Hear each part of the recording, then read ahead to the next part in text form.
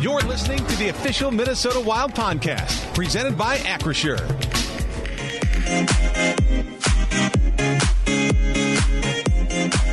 Well, welcome back to St. Paul, the Grand Casino Arena. I'm Tom Reed. Please be joined with my guests I had the privilege of playing against for many, many years in the National Hockey League, Mario Tremblay. Mario, I'm not sure if it was a privilege or not. You weren't much fun to play against. Well, you too. you like to use your Sherwood a lot in front of the net, you know. But no, you're right. We had some good years when you played for the North Stars, and when I was playing for Montreal. It was great years. It was fun. We had fun. Not much money, but we had fun. Yeah, you're right. Not much money. Now there's a lot of money and there's not much fun. Well, it's not the same. Time change. I notice you're wearing one of your rings now. You got 5. Do you have a selection? You wear them different days of the week? There's 4 at the bank, and I'm using this one. I'd be glad to rent them from you for a while. That's okay. Let me do that. You know, you think of all the years you played in the NHL and how much fun it is. And also, you leave the game. There's a hollowness about you. I should be doing this. I should be working out. I should be going out with the boys. I should be having a cocktail. Well, the thing, Tom, that really helped me when I quit the game, I went into the media right away. I had a radio show. I was working on TV at CBC French. So I was quite very, very busy. So I didn't have time like sometimes hockey players when they retired. They got nothing to do. They don't know what to do. They don't know where they're going to go. But in my case, it was a different story. And then after a while, after 7 years with the media, when I went in coaching in Montreal and then a pro scout and came to Minnesota for 8-9 years, then went to Jersey for 2 years, and I went back to Montreal in 2010. You know, I left Montreal from year 2000 to 2010. And then I went back to the media. I went back to RDS and doing the game of the Montreal Canadiens and had a radio. So until 3 years ago, I retired. It's interesting. When you go through and you start looking at the records, I look at you. You had 852 games in the NHL. Yeah. You know who had 853? Jacques Lemaire. One game he played. So he's still above you when it comes to the count. That's why I have respect for him, you know. Yeah. What made Montreal so good? I would say the 4th cup that we won. I was telling that to the coach of the Wild this morning. I really think the reason why we won is because everybody were leaving their ego at the door. Yep. You know, we had some, and everybody had a job to do. You kill penalties, you kill penalties. You don't kill penalties, it's okay. It was my case. No power play, 5-on-5. I was playing 8, 9, 10 minutes a game. But at least Cardi Bowman was playing everybody. So where there's no BK go, Guy Lafleur was not killing penalties either. He was playing on the power play. I guess he was having 160 points a year. That's why I plus the talent. I mean, draft was a good thing for the Canadians, you know. Yeah. And plus the goalie. You know, the years that we beat Boston, Jerry Cheevers was playing for the Bruins. Right. We had Dryden. Sometimes game 1 in Boston, they had 14 shots against 3 for us. Score 0-0. But if you put Dryden with Boston and put Shivers with us, maybe we'd see a different story, I think. Yeah, we'll never know, obviously, but the fact that Montreal was such a good team, and we talk about Ken Dryden and what he brings to the table, but so many Hall of Famers coming out of Montreal. Why so many? I mean, what was it about the water or the food or whatever they're eating and drinking there? I don't know. That's the beer. That's the beer, Tom. But so often, too, you look with Ken Dryden, whoever's in net. Yep. It could be anybody. Yep. But you had such a solid team in front of them. Yep. They were terrific. I'm going to make you laugh because 2 years ago we had a golf tournament in Montreal, the old Canadians, the old timer, and Kenny was there, Ken Dryden. So I tell Ken, I said, you know why you were so good, Ken? He says, why, Mario? I said, because the puck was always on the other end. You were having 15, 20 shots. And he's going, Mario. I like to tease him a lot, you know. So, but it was true. I mean, he had such a strong defense, but a strong, capable forward line as well. It really made it work. But just think, Tom, about the team that we had. If you compare that to today.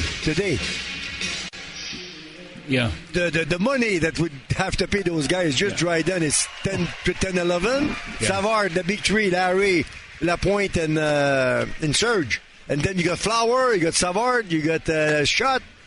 I mean, there's Tremblay right at the top. Tremblay was right at the bottom. Mario Tremblay, then Jacques Lemaire. Let's pause real quick. Hold your thoughts. Jacques Lemaire is joining us. We're going to squeeze in a quick break and then more of this fantastic conversation. Joined by the first coach in the history of the Minnesota Wild, Jacques Lemaire joins after a break. You're listening to Wild Hockey, presented by Grand Casino.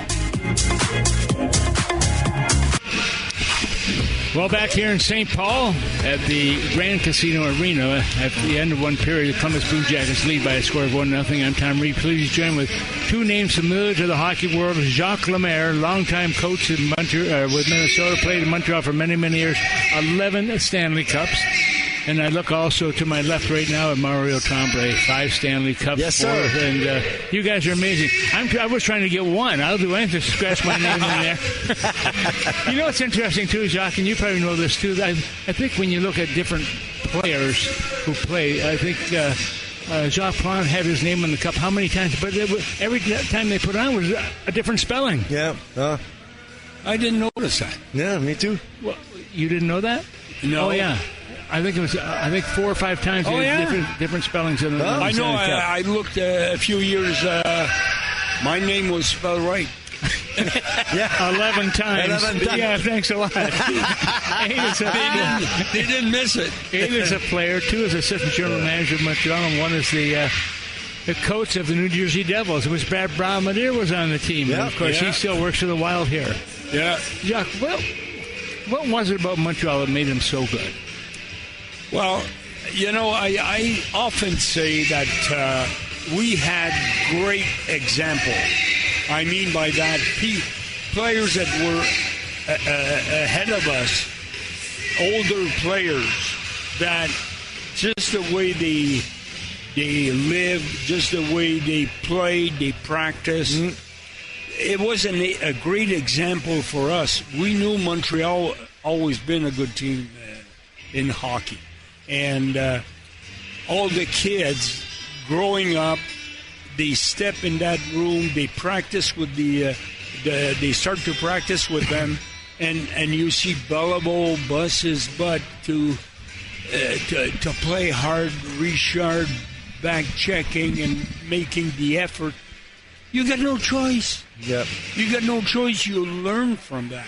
And they paved the way for you. And it paid off. I was saying, Jacques, to Tom a few minutes ago, I think also one of the reasons why we won, let's say, 4 cups in a row, I was saying to Tom, everybody was leaving their ego at the door. I mean, you kill penalties, whoop on the power play. Guy Lafleur was not playing on the killing penalties. The third line, fourth line, we had specific role on the team. So I think it's one of the reasons, too, why we're having so much success, no? Yeah, definitely. We respect each other, and everyone, like you said, had their role, and everyone was looking for everybody else to do the right thing. Yep. That's how it was. If you don't play hard one night, one guy in the room will stand up and say, "Hey, you got to move your butt there. Yeah. Come on." I'm looking at your career also, Jacques. 853 games, 217 penalty minutes. This guy's sitting in my left here right now, 852 games, 1 less than you, and 1,043 penalty minutes. What kind of a player was he? He was a goon. Like he was saying, each one has a role. He scored. Oh, I know. This guy scored. He could score. Not only. We had some talk there, from our past and all that, and it was funny. Mario, he say, when he was younger, he says, we fought. He says, those days was like that, Tom. Yeah. He lived in a small town, and fighting was part of breakfast. Yeah, that's right. The bench clearing brawls. We had many of them. Myself, I was raised by my father, which he was no fighting. Yeah. Straight. Then what was his dad like? No, we have to take a break here right now. You better take a break. I was going to say something. Good, take a break. Okay, we are coming back to you. Fellas, thank you so much for joining us. And for doing so, you get another gift certificate down to Tom Reed's Hockey City Pub. awesome to hear the voice of Jacques Lemaire, Mario Tremblay, and Doug Risebrough coming up in the second intermission. This is so much fun. Throwback and memory lane jaunt for all of us. We'll take a quick break, and then when we continue, back to St. Paul for period number 2, Wild Trail the Blue Jackets, 1 rip. You're listening to Wild Hockey, presented by Grand Casino. For an extraordinary advantage in sports, you need a game plan. For an extraordinary advantage everywhere else, all you need is Acrisure. With a high-tech human approach to insurance, cybersecurity, and more, Acrisure helps you take care of what you care about. That makes winning easy. See what Acrisure's extraordinary advantage can do for you at Acrisure.com.